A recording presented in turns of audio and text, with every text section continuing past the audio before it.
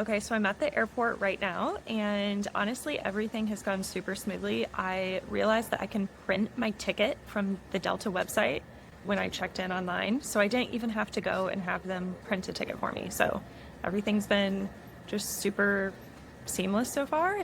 Not much feels different than actually traveling with my iPhone, other than I just don't have something to like scroll on when I'm just sitting here waiting because we got here pretty early. And I'm also traveling with my mom. She has her cell phone and has called my husband and my dad and updated them on that we made it through security and all that good stuff. I feel like that's maybe cheating a little if I'm traveling with someone that does have a smartphone. And then I also have my laptop here. Here's my laptop.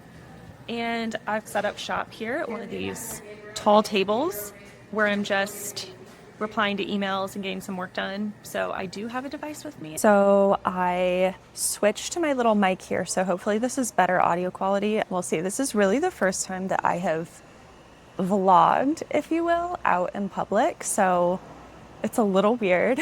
But I thought that I would show you just like what's in my bag since I'm traveling without a phone. Okay, so I have my little game here called QLess that I absolutely love. It's a set of 12 dice, and you roll them and you try to form words out of them. It's super fun, and it's basically a game that you can play by yourself. So I love having this announcement.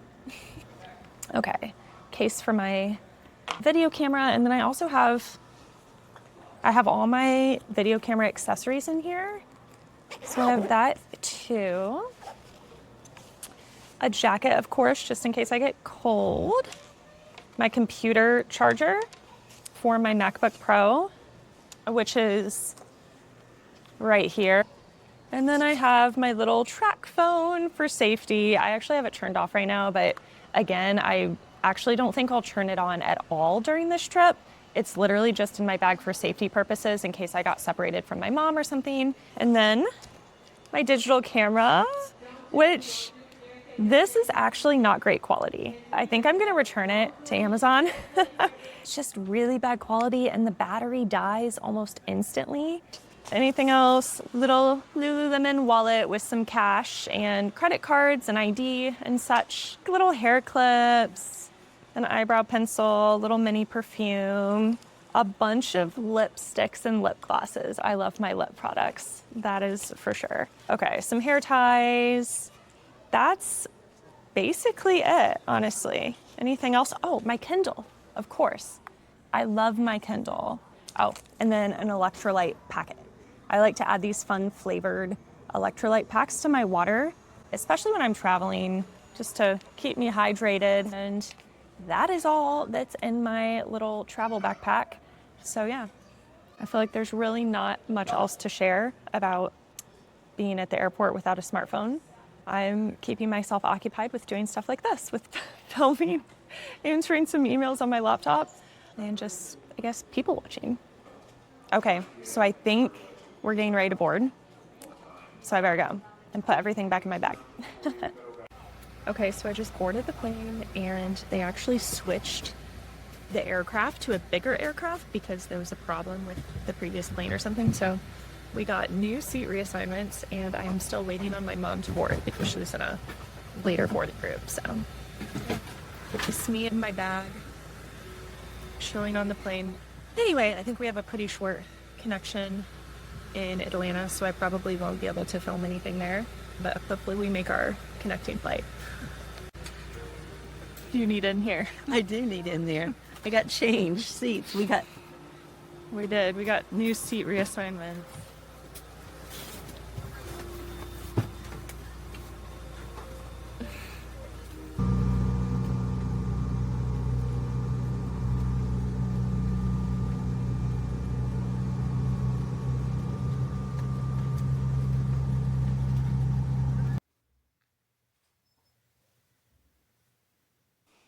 Okay, so I just got back to the room and we went out for dinner and now I'm back getting ready for bed.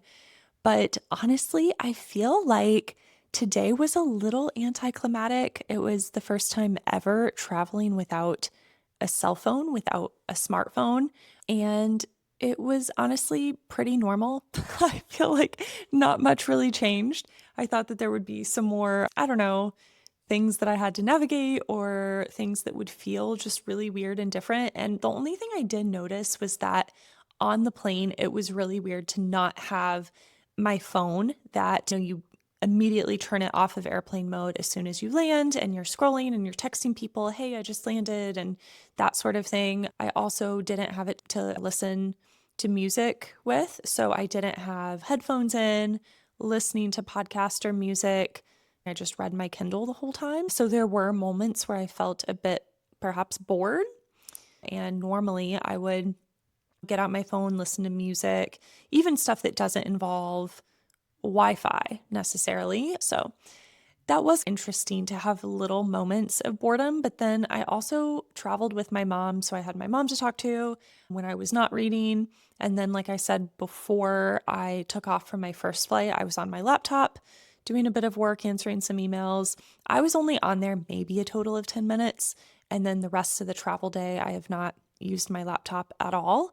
And then I just experienced using a hotel phone for the first time in several years, anyways, that I can remember, where I actually had to call the front desk and ask them just to make sure that they wouldn't charge me any sort of long distance calling fees for using the hotel phone to call like my husband's cell phone number or something. And they said they actually didn't know. They said, we've never been asked that. And she said, let me get back with you. So about 20 minutes later, she calls me on the hotel phone and she says, oh, you're good to go. It's totally free. You can call anywhere you want. I'm like, okay, great. So I called my husband's cell phone number and that's how I let him know, hey, I'm here. And yeah, that's, I guess, how he can get a hold of me. Hello. Hi, honey. I'm calling you from the hotel room phone.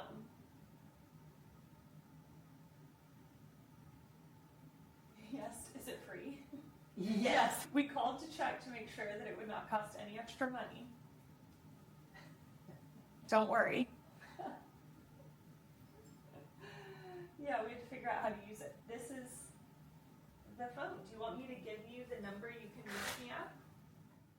I feel like there should be more exciting things to report, but there's really not. It was a pretty normal travel day. I did feel more like things just flowed and I was very aware of my surroundings. I feel like I was definitely more present. My mom and I think my mom, she's a talker. She talks to everyone. So we had some good conversations with people that we met standing in line, waiting to board, a lady at the grocery store we just went to a little bit ago. And yeah, that was really nice actually. Yeah, I also noticed that, wow, a lot of people are just constantly on their phones. And actually, it was really sad because I noticed some parents with children and stuff, and they just had given their children like tablets or iPhones or devices, and they were just, their heads were in the screen the whole time. And then the parents too. The parents were on their iPad or iPhone or whatever, like the whole time. There was really not much interaction. And there were some kids behind us, and I'm totally like not judging parents. I'm not a parent. I have no clue what I would do in these situations, especially if my kid was really annoying me. But there was a kid that was wanting to like open the window and look out the window and like point and show the mom things and all of that. And the mom was just so wrapped up in her iPad world that she just like, the kid had an iPhone and I think it was playing a game on it. And it put the iPhone down because it was wanting to talk and point. And it wasn't really, the kid wasn't misbehaving. It was just talking and wanting to point at things and look at this, look at that. And the mom just like picked up the iPhone and shoved it right back in the kid's hand. And again, I'm totally not judging. It's just interesting to notice these things. But overall, I would say that it was a pretty unproductive travel day in a very good way. You know what I mean? We didn't have any major like delays or disruptions. And I do wonder, would I miss my cell phone more? Would it make my life way more difficult than just having to print out a paper boarding pass if we had to deal with a flight cancellation or a major delay and we'd have to think about looking for a hotel room if we got stuck somewhere? Or I don't know, looking at alternative flight paths and things like that. That being said, I think that because I had my laptop in my bag, and pretty much every airport has Wi-Fi, I would be able to do those things just by pulling out my laptop. From what I've found so far, I really think that if you just talk to the customer service representative, say, oh, I don't have a cell phone, they're usually, one, very intrigued, and two, very apt to help. So every situation where I've had to call, like I've had to call before, I've been locked out of a few accounts because I couldn't do the two-factor authentication with my cell phone. That was something that I thought might be one of the biggest challenges I would run into, would be the two-factor authentication codes. And I was right. So I have had to actually call a few customer service like phone numbers and talk to people, explain the situation, and they've been super great, super helpful, have gotten me set up. And I think part of their really inclination to be super helpful is because it's something that's so a bit absurd, like something that's so out of the ordinary for someone to say, oh, I actually don't have a cell phone. And they're intrigued. And a lot of them have actually asked me questions, and the vast majority of them have actually said, oh, I would really love to do something similar. I've always thought about that too. Or I would love to ditch my cell phone. Or a lot of them do have this kind of longing for the days before the cell phone, or at least before the smartphone. Yeah, a lot of them actually have, oh, I wish I could do that. And I'm like encouraging them, like, you can. It takes extra work. It takes figuring some stuff out. There might be things that you're not able to do or not able to participate in. That is true. But yeah, for the most part, it's been really great. To me, so far, I think that what I've gained in terms of peace, in terms of this sense of, I wouldn't even just say peace, it's like this sense of freedom. Like I'm not tethered to something where people, yeah, I think it's like kind of the ultimate luxury in a way to be a bit unaccessible or unreachable at all times. You know what I mean? I think I miss the days where the home computer had its place. And then also the home phone used to just live in one location. Like maybe you could have like my home phone currently, I can pick it up and walk around the house like while I'm talking to someone. But then after that, I put it back on its dock. And that's where it lives. So if someone calls me, it's, oh, if I happen to hear it ringing in the other room, like I go physically to its location and pick it up. So it's not just that the phone, I'm like carrying it around the house with me all day and having it attached to me. So sometimes I'm outside, I don't hear it, or I'm even inside and I don't hear it, or I can't get to it in time. And it's, oh, they can just leave a message. I'll call them back either right away or as soon as I'm free. And yeah, it's just it's very freeing to not have a device on you at all times, and also a device that has so many capabilities, right? It's not just a phone. It's your source of connection to the outside world in more than one way. So it's not just phone, it's text messages, it's WhatsApp, it's other messaging apps like Telegram or Signal or Instagram, Facebook Messenger, Facebook. And even if you turn notifications off, I would still, every time I picked up my phone, like obsessively so, I would pick up my phone, open it up, check all my apps. Because I had notifications turned off, I would actually just go into the apps manually and check them like multiple times a day anyways. So yeah, and I realized you could just have a little more self-control. But again, like I said in my initial video, why I'm doing this and everything, I really didn't even want to give myself that option. And I like to do things that are a little more all or nothing, more extreme, just because I think it's more fun. And yeah, so far it's been really great.